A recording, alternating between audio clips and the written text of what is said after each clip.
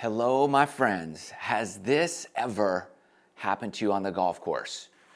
You have your normal shot, whatever club it is, doesn't even matter, but iron shot. And you're hitting it, and you're like, this is how far I hit this iron. Right there, okay? That's my normal carry distance with this club. 148 yards. That's right there. 147, 148, 149. Then you have a back pin. It's like 142, 143. It's kind of a in-between club. So you say, I'm gonna choke up, and that should do the trick. And I'm gonna just hit my normal swing, and choking up or down on the club, whatever you like to call it, should produce the perfect number. So then you step up and you're like, okay, I feel great about this one. And you hit your normal shot. And you're like, that's gonna be perfect. And what? It went a yard farther to a back pin that was 143. Now I'm over the back of the green, short-sighted, downhill, everything's going wrong. I'm lucky if I have a 20-footer for par. You make bogey at best. All because you were taught how to grip, but nobody really went over where to grip and why and when. Oh, right quick, two things. One, 7 Diamonds clothing, link in the video description below, got a discount code for you, so use it up, buy all you can. It's good stuff, they make good quality. Anyways, subscribe to the channel too if you haven't done so already. We're trying to, let's catch Rick Shields. That guy has 2,800,000, it's like something great. Let's get close, let's make some noise. Come on, hit the subscribe, let's get to 1 million. Let's get halfway to Rick. Let's go. All right, let's get into the grip, where to grip. I've done plenty of videos on how to grip. Be sure to check those out. I'll put them in the video description below so you can watch them after this video if you need some refinement on how to grip your golf club. But where to grip and why does it do that? First of all, why does it go farther when we choke down? Well, if you look at it, when you choke down on the club, you're getting a little bit closer to the ball because you have to adjust your body a little bit. You got to come down that distance. If you're way up here with a full length butt of the palm on the butt of the grip, and then you choke down, you're getting down. Now, when you get down a little bit more into that ball, now all of a sudden you start activating a lot of your big muscles. Your leg muscles are more ground ready, meaning they are using ground forces, meaning you're going to have more power. Also, you're going to be a little more compact because you're in to the shot here as opposed to really up tall. When you're closer to something, 99 times out of 100, you're going to be more precise, right? That's why if you're, working on something, you're real close to it. You're in here. You can do things and be more accurate right up in here, okay? But when you're farther away, there's less consistency. So when you choke down an inch or so, then you're naturally just going to be able to make better ball contact. Like that. That was a good one. 147. It's right in there. So the question is, why don't we grip down like that all the time? So here's what we're going to show you. Should you choke down on your driver? Will you get more control, more distance, more accuracy when you choke down? Maybe, maybe not. What about those irons? You've seen the results. Should you choke down all the time? Or is there something else you need to know when you choke down, how to dial back the distance? Because that's what we want. We want consistency, accuracy when we're in between. And it's not always just choking down. Believe it or not, choking down with your driver is dramatically different than choking down with an iron. Let me show you. Here is my normal driver swing. I usually go just right at the end. I don't hang over or anything. I'm just at the end. I'm using the full shaft length, everything. And this is kind of what I like to see when I'm hitting a driver, right here. Just basic fairway finder swing. I don't really care about anything else. 252 carry, that's awesome. Everything's great. Down the middle, I love it. Okay, so the iron, you saw what the iron did quickly when we choked down. What happens when you choke down a driver? Are we going to get the same distance? Are we going to get the same everything else? So choke down, here we go. Choke up, choke down. Half inch to an inch, right in there. Preference there, got it. Grip is good, everything feels great. Closer to the ball, should make better ball contact. Well, what happened? Look at that.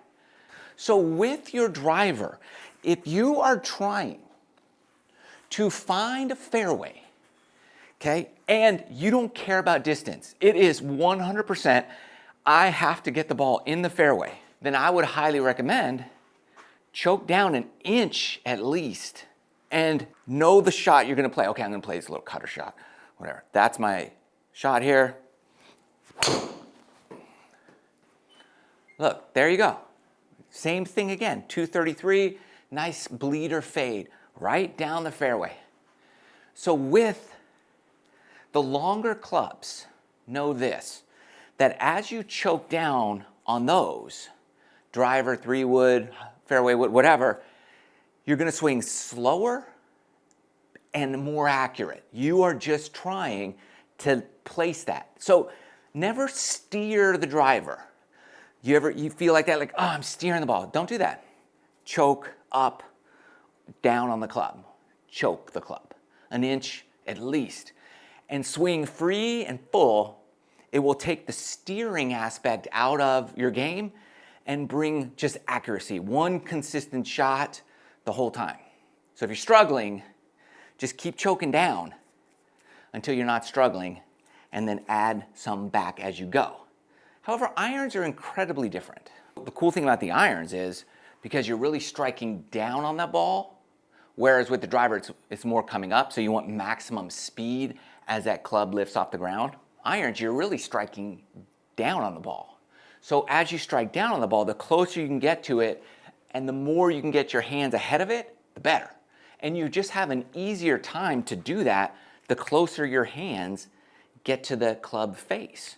Now, yes, there's going to be a point of diminishing return, but that comes really once you get past that 2-inch mark. That's when you're gonna start losing more and more distance. When you choke down all the way and you're using the entire grip, where your bottom hand is almost on the shaft. This would be a shot used for punch outs and specialty shots here. That's when it goes 140. When you are down here at the end of the grip, literally your hand is at the bottom. So here is what I would do if I had my normal shot, 148, 149, and I have like a 144 shot, 143 to a back pin. Am I choking down? Yes, I'm gonna choke down a little bit here. But then it's really about swing length.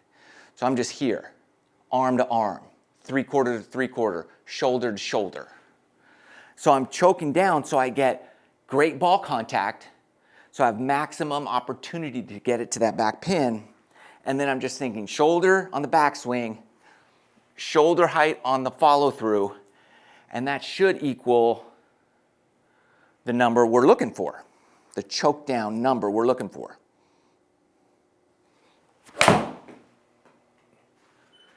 $144.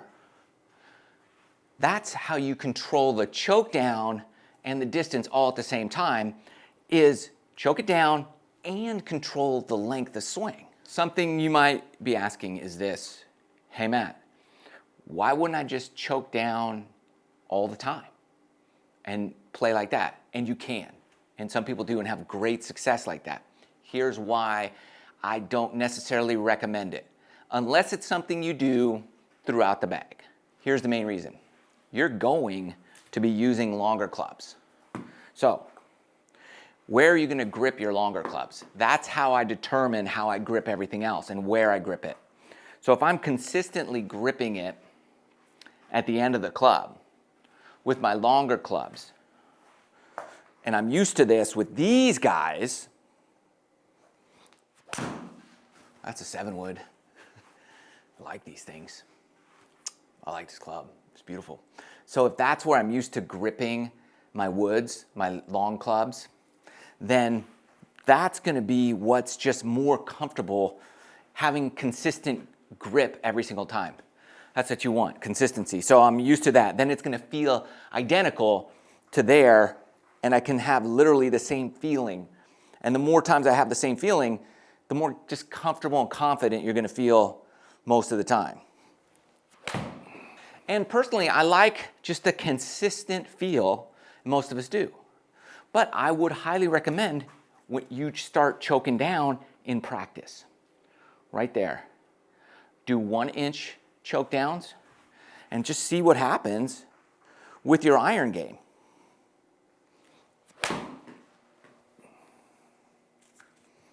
That felt good. I might have to go to that. So the final piece would be this, and know with everything it's going to take practice so you know exactly what you're going to do. Here's your lie angle. This is very important, okay? At this length. When you change the length of the club, it goes like this. So your lie angle changes, meaning how that club sits on the ground is going to change. I'm usually longer club, and the club has to be flatter. So if I get shorter here, it's going to be more upright. As you get closer to it, it's great. The great news is this. Then I'm going to have the toe more down, which would typically help me not go left. So I'm choking down, okay? And you have to scoot a little closer to it. Great. Now that club's more flat on the ground, it should eliminate leftness. What happens is not only do you make better ball contact, you change your ball flight and the characteristics of how that club interacts with the ball. That's why when I hit driver, I got a little more upright, it went right, because we're changing that lie angle. So with the longer clubs, if you're avoiding something, that's what you want to do. And with the shorter clubs, you're changing it subtly, but you're making better ball contact and driving your hands through. That's why you get a lot of times more distance. And you just might find that this or something here revolutionizes your ball striking. Thanks for watching. Good luck to you. Love you guys. See you next time.